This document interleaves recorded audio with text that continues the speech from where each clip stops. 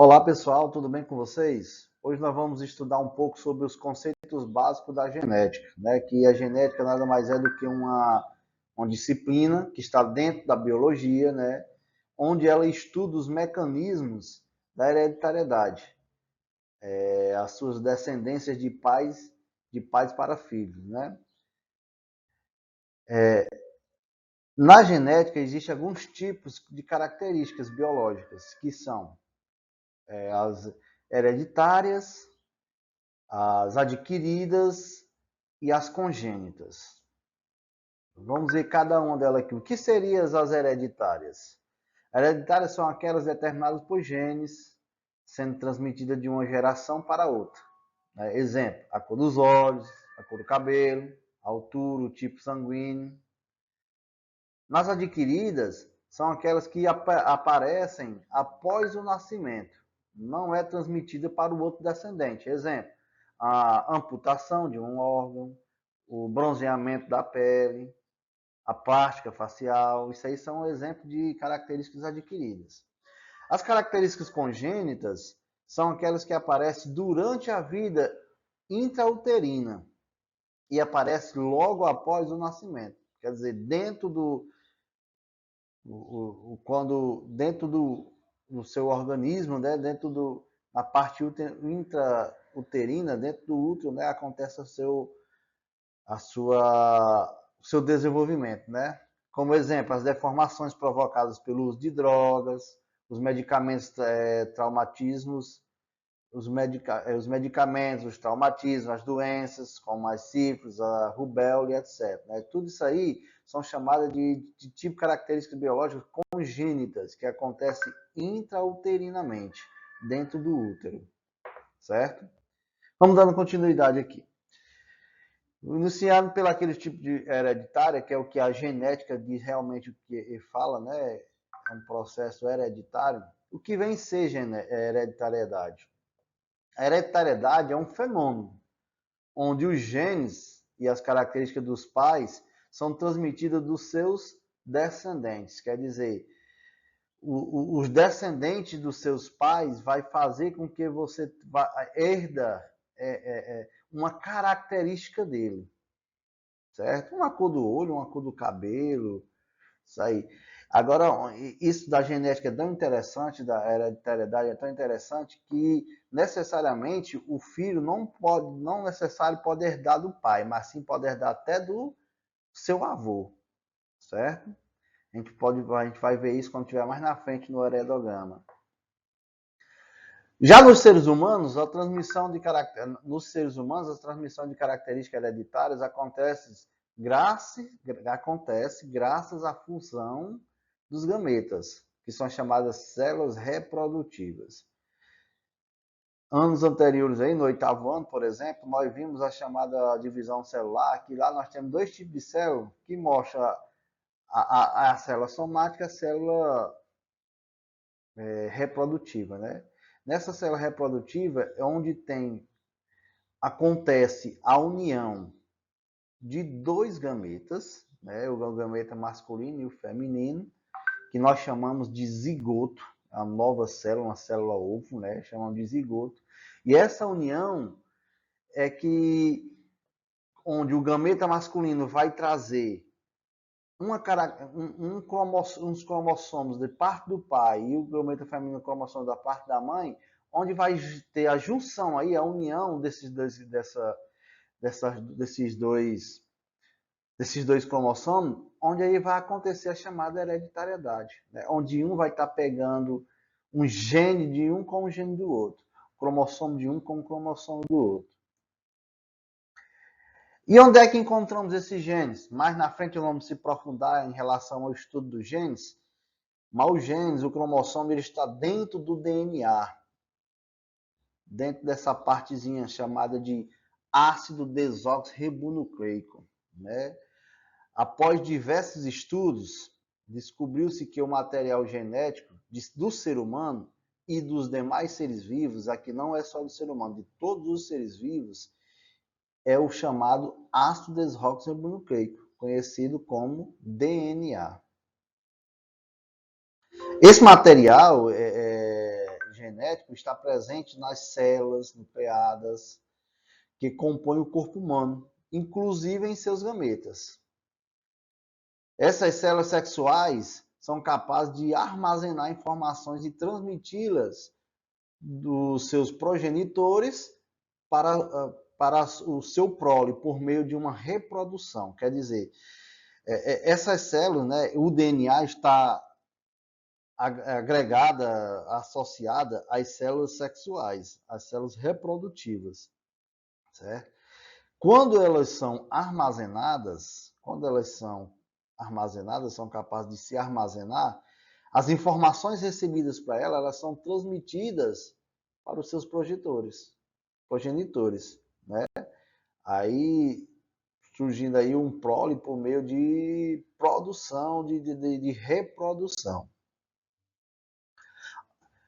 O DNA, após a descoberta, né, do DNA como material genético, os cientistas investigaram a sua estrutura molecular. Quer dizer, eles tentaram descobrir como é que a molécula do DNA era estruturada, né? Alguns cientistas começaram a fazer essa pesquisa, né? Como o resultado desses estudos, eles identificaram que o DNA é composto de nucleotídeos. O que vem ser esses nucleotídeos? Está aqui uma representação de um nucleotídeo, gente. O nucleotídeo, está aqui, ó, ele é formado por um composto de fosfato, certo? Um composto de fosfato, que é o fósforo, por uma base nitrogenada, certo? E por carboidrato, certo? Aqui, ó. Cada nucleotídeo, isso aqui é um nucleotídeo, ó. Tudo isso aqui é um nucleotídeo. Cada nucleotídeo, ele é composto por fosfato, que tem esse formato de um círculo aqui, que contém um elemento químico chamado fósforo, representado pela letra P. Ele é composto também de um carboidrato, que tem um formato aqui de um pentágono, aqui, ó, certo? Carboidrato, que o nome desse carboidrato é chamado de desoxirribose. O nome desse carboidrato aqui, ó, é chamado de desoxirribose, certo? Está na representação do número 2 aqui. E de uma base nitrogenada, que está aqui, representado pelo desenho 3, uma base nitrogenada, que, como o próprio nome diz, né, ele contém um elemento químico chamado nitrogênio, representado pela letra N. As bases nitrogenadas, que são essas daqui, as bases nitrogenadas do DNA, eles podem ser de 4 tipos: timina, adenina, guanina ou citosina. Vejam bem, lembre bem esses nomes aí que nós vamos usar. Quando falar de DNA, quando nós falarmos de DNA, nós vamos sempre usar esses nomes. Timina, que representamos ele pela letra T, adenina, representando pela letra A, guanina, representando pela letra G, ou citosina, que representando pela letra C. Aí tem um aspecto bem interessante que sempre um só pode se ligar com o outro. Por exemplo, a timina, ele só pode se ligar com a adenina. E a guanina só pode se ligar com a citosina, certo? Mas na frente a gente vai ver isso direitinho. Na metade do século XX, vários pesquisadores tentavam compreender como os nucleotídeos estavam organizados para formar a molécula de DNA. Como é que esses nucleotídeos se organizavam para formar essa molécula de DNA? Aí foi por volta de 1950 que um pesquisador austríaco chamado de Erwin Schargler, né, fez alguns experimentos e concluiu que a molécula do DNA sempre contém a mesma quantidade de adenina e timina. E também a mesma quantidade de guanina e citosina, certo? Então, tanto adenina e timina, por exemplo, se uma molécula de DNA fosse extremamente grande, ela ia ter a mesma quantidade de adenina e timina, como também a mesma quantidade de guanina e citosina. Então, aí é a formação da base nitrogenada. Já nessa época aí, a química britânica Rosalind Elsie Franklin, ela produziu imagens da molécula do DNA utilizando uma técnica chamada de difração por raio-x. né? Ela utilizou uma máquina de raio-x para extrair a imagem da molécula do DNA. Por meio dela é possível investigar os átomos e as moléculas e produzir imagens em uma chapa fotográfica, né? Que está aqui um exemplo aqui, ó. Foi essa descoberta que ela fez. Aí aqui nós temos dois cientistas que, utilizando a descoberta dela, eles formularam como seria essa molécula de DNA. Aqui, desse estilo. A molécula de DNA, segundo eles, é o Watson. Segundo o Watson, foi ele que que conseguiu identificar isso. Ele disse que a molécula de DNA ele possuía uma dupla fita, tá aqui, duas fitas, que essas fitas ele era montado em forma de uma espiral, certo? Uma espiral. Aí tá aqui, ó. Nós temos aqui a base nitrogenada, certo? Nas fitas possui as bases nitrogenadas. Uma dessas bases nitrogenadas ia estar composta lá por quem? Pelo desoxirribose, que é o carboidrato, pelo fosfato, que é o fósforo, né? E as bases nitrogenadas lá, que seria quem as bases nitrogenadas? A adenina, a adenina, a timina, a guanina, né? Todas elas estão aí. Aí está aqui. De acordo com o modelo da dupla hélice, a molécula de DNA é formada por duas fitas, unidas entre si e organizadas de modo semelhantes em uma escala de espiral. As laterais das fitas são formadas pelas desoxirribose, que são os carboidratos, e pelos fosfatos, que são os fósforos. As bases nitrogenadas localizam-se na região central da dupla fita. Tá aqui, ó. Essas daqui são as bases nitrogenadas. E ligam uma fita à outra. Quer dizer, aqui na lateral, a composição da lateral das fitas são aqui a desoxirribose. Quem é a desoxirribose? É o carboidrato e o fosfato. Para interligar uma lateral, uma fita com a outra, aí é que surgem as bases nitrogenadas. São as bases nitrogenadas que ligam uma com a outra, como eu vou mostrar aqui para vocês agora. Ó. A base nitrogenada adenina, que é representada pela letra A, por isso que eu mostrei lá aqui a representação de letras, de uma fita sempre ligada com a timina da outra fita. Então, sempre a adenina de uma fita vai ligar com a timina da outra fita. Veja que eles têm uma imagem como se fosse um quebra-cabeça, eles se interligam entre um e o outro. Tá vendo aqui, ó? Certo? E já a outra fita, que a base nitrogenada tem a guanina, ele vai sempre interligar com a citosina. Então, jamais vocês vão ver uma base nitrogenada citosina ligada com adenina. E jamais vocês vão ver uma guanina ligada com a timina. Sempre as bases nitrogenadas têm essa ligação. É timina com adenina e guanina com citosina. Sempre é dessa maneira a ligação das bases nitrogenadas, certo? E para que servem essas bases nitrogenadas? Exatamente para ligar o fósforo, o fosfato e o desoxirribose de um lado da fita com o outro lado da fita, certo? Porque, repito, o desoxirribose e o fosfato estão nas laterais da fita.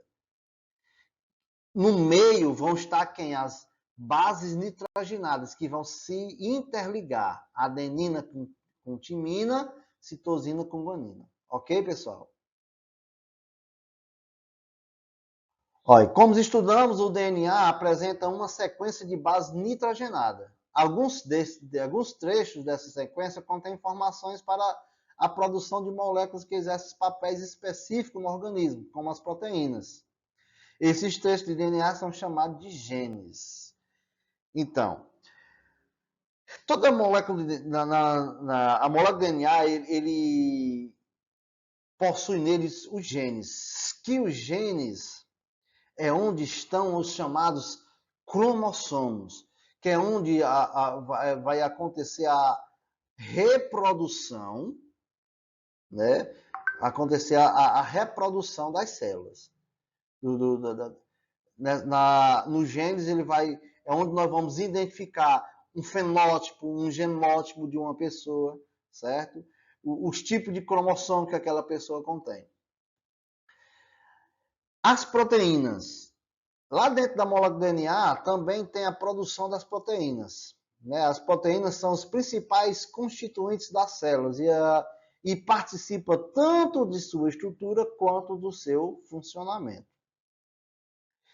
Na produção das proteínas, a produção das proteínas é orientada pelo DNA, mas ele ela é auxiliada por outras moléculas, o chamado ácido ribonucleico. Quem é o ácido ribonucleico? É o RNA, certo? RNA é o chamado ácido ribonucleico. Então, quer dizer, nós temos o DNA, repetindo o nome do DNA, é ácido desoxirribonucleico, certo? Ele é responsável para produzir os genes reprodutivos, é responsável pela reprodução da pessoa. Dentro do DNA, acontece a produção, ele auxilia na produção das proteínas. Que essa proteína, ela é auxiliada por outra molécula dentro do DNA, que é chamada de RNA, que são os ácidos ribonucleicos. Certo? Então, há uma diferença aí, ó. Ácido desoxirribonucleico, que é o DNA, é responsável pela reprodução. Ácido ribonucleico, que é o RNA, é responsável pela produção de proteínas dentro do nosso DNA. Beleza, pessoal? Embora as informações genéticas estejam armazenadas no DNA, o RNA é essencial para que essas informações se manifestem como característica nos seres vivos. Uma proteína consiste em uma ou mais cadeias de aminoácidos ligados em sequência. Determinados tipos de RNA participam do processo de produção de proteínas nos seres vivos, traduzindo as informações contidas no DNA, selecionando os aminoácidos específicos e orientando a união deles. Beleza? Por enquanto eu vou parar por aqui. Até botei aqui no slide dos genes, mas eu não vou explicar os genes para vocês agora. Eu quero que vocês assistam essa explicação que eu fiz para vocês. Deixe um likezinho aí, né? E faça algum comentário se vocês gostaram da aula e tudo mais, beleza? Quando for na próxima aula, a gente inicia novamente a explicação sobre genética, iniciando aqui sobre genes. Ok, gente? Até a próxima aula e tchau, tchau.